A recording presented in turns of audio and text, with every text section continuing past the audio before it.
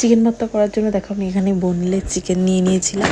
তারপর ওতে জলে গরম মশলা, তেজপাতা আর গোলমরিচ ফোড়নে দিয়ে দিয়েছিলাম।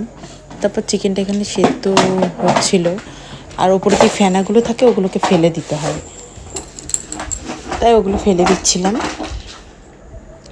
তারপর দেখো ঢাকা দিয়ে ভালোভাবে সেদ্ধ করে নিচ্ছিলাম চিকেনটাকে। তারপর চিকেনের স্টকটা আলাদা করে রেখে চিকেনটাকে ভালো করে হাত দিয়ে ছাড়িয়ে নিতে হবে। তারপর দেখো এখানে আমি কড়াই গরম হলে কড়াইতে পেঁয়াজটা ভেজে নিচ্ছিলাম। পেঁয়াজ এখানে ভাজা হয়ে গেলে আদা রসুনের পেস্টটা দিয়ে দিতে হবে। তারপর তাতে কাজু বাদাম, তারপর টমেটো কেটে, লবণ সব, তারপর একটু কাশ্মীরি লঙ্কা দিয়ে এটাকে ভালোভাবে কষিয়ে নিতে হবে। তেল না ছাড়া অবধি জল দেবে না। তারপর জলটা দিয়ে দেবে। জলটা ভালোভাবে ফুটে গেলে এটাকে মিক্সিতে পেস্ট করে নেবে মশলা। তারপর দেখো এখানে আমি বাটারেই করেছি পুরো রান্নাটা। বাটারে জিরে ফোড়ন আর কুচি করে লঙ্কা কেটে দিয়ে দিয়েছিলাম।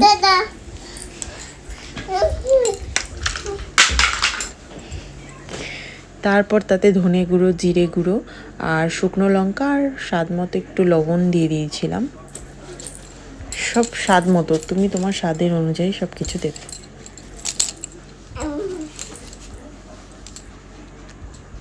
তারপর একটু হলুদও দিয়েছিলাম। তারপর দেখো এটাকে ভালো করে নাড়িয়ে নেব। তারপর যে পেস্টটা আছে ওই পেস্টটা দিয়ে দেবে। তারপর দেখো আমি এখানে মিক্সি ধোয়া যেই জলটা ওটা দিয়ে দিয়েছিলাম, দিয়ে ভালো করে নাড়িয়ে নেবে। তারপর দেখো ঢাকা দিয়ে ভালো করে ফুটিয়ে নিতে হবে এটাকে।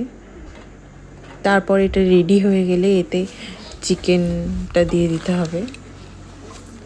চিকেনটা দিয়ে অনেকক্ষণ ফোটাতে হবে ভালো করে, যাতে চিকেনের মধ্যে যে গ্রেভিটা, মশলাটা ভালো করে ঢোকে, আর লবণটা ঠিকঠাক পরিমাণ মতো দিয়ে নিতে হবে। তারপর দেখো আমি এখানে চিকেনটা ভালো করে ফুটিয়ে নিয়েছি। তারপর অনেকক্ষণ চিকেনটা কষে গেলে তারপর তাতে দুধ দিয়ে দিতে হবে পরিমাণ মতো। দুধটা দিয়ে নাড়িয়ে নিতে হবে কিছুক্ষণ। নাড়ানোর পর তাতে ডিম সেদ্ধ করে কেটে রেখেছিলাম, এটা গার্নিশিংয়েও দিতে পারো, আমি আগেই দিয়ে দিয়েছিলাম। তো দেখো আমার রেডি হয়ে গেছে চিকেন ভর্তা। এই যে সার্ভ করে নিয়েছিলাম চিকেন ভর্তা রেডি হয়ে গেছে। তোমরাও করে খেতে পারো বাড়িতে। লিখে